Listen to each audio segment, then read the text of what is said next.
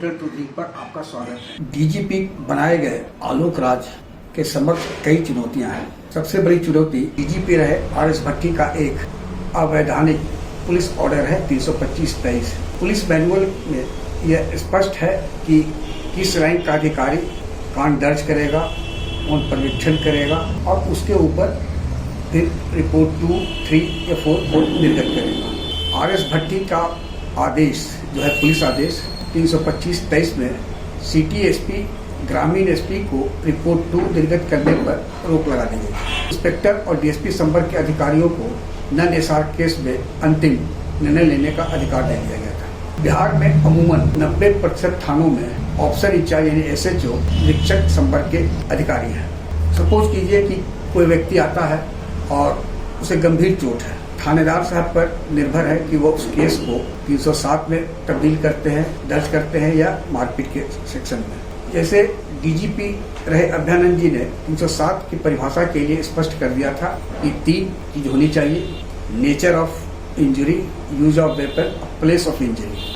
अब किसी के सर पर 8 टाका पड़ा है, बड़ी जख्म है, तो वो जो नेचर है जहाँ पर है और प्लेस, ये 2 होता है। 3 में 2 यदि परिधि में आते हैं तो जानलेवा हमले से संबंधित प्राथमिकी दर्ज की जाएगी धारा को। अब हो यह रहा है कि कई ऐसे मामले हैं जहां इंस्पेक्टर संवर्ग के अधिकारी एसएचओ है, वहां उनकी इच्छा के अनुसार सेक्शन के तहत प्राथमिकी दर्ज की जा रही है। मामला यदि बिगड़ा तो सिटी एसपी या ग्रामीण एसपी के पास गया तो जांच के लिए वो निकलते हैं, तो शुद्धि पत्र का खेल हो रहा है।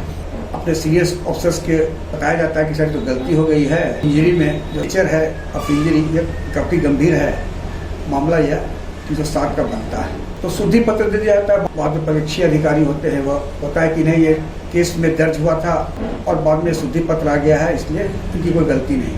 ऐसे एक नहीं लाखों की संख्या में पूरे प्रदेश में इस तरह का खेल हो रहा है। चेक एंड बैलेंस खत्म हो चुका है। पहले था कि आप डीएसपी नन एसआर केस का प्रोवाइड करते थे, रिपोर्ट 2 निकाला जाता था एसपी स्तर से, सीनियर एसपी, डीआईजी, आईजी से लेकर डीजी स्तर तक समीक्षा होती थी। अब वो सब परिपाटी बंद हो गई है। पूरी तरह मामला अब दरोगा राज पर आ चुका है और पर्यवेक्षण उद्योग पर है डीएसपी के स्तर से। यदि अगर समीक्षा ठीक से हुई तो एक नहीं हजारों की संख्या में एसएचओ से लेकर डीएसपी पर गाज भी गिर सकती है, बशर्ते कि आलोक राज इस तरह का निर्णय लेने की पहल कर सके तो सदन से इस्तेमाल करना है। तो 325/23 पुलिस डीजीपी के लिए एक चुनौती है कि समीक्षा करते हैं या नहीं, क्योंकि पुलिस मैनुअल के विपरीत आर.एस. भट्टी ने निर्गत किया था। इसे विधानसभा से अनुमोदन नहीं हुआ था और गृह विभाग मुख्यमंत्री नीतीश कुमार के अधीन है। मुख्यमंत्री नीतीश कुमार की भी सहमति इस पर नहीं ली गई है, गृह विभाग की सहमति नहीं, ये सिर्फ पुलिस ऑर्डर है जो कि आर.एस. भट्टी ने निकाला था। अब आलोक राज क्या निर्णय लेंगे ये तो भविष्य बताएगा,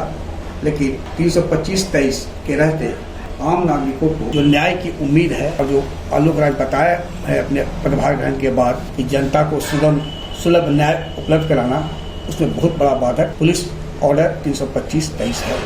आग्रह है कि इस वीडियो के लिंक को लाइक, शेयर, सब्सक्राइब अवश्य करें। धन्यवाद, नमस्कार।